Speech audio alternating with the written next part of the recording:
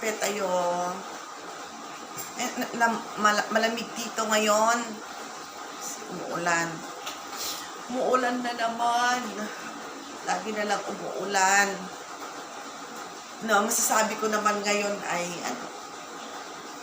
huwag tayong maging madamot.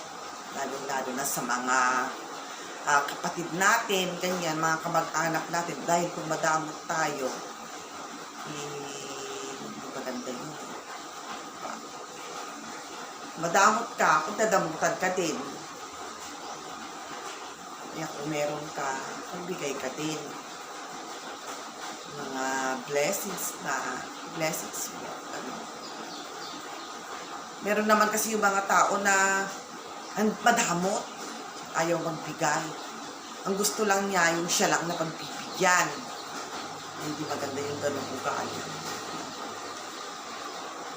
Ay nako, agkape tayo mga friends. Nag-iisa na naman ako ngayon.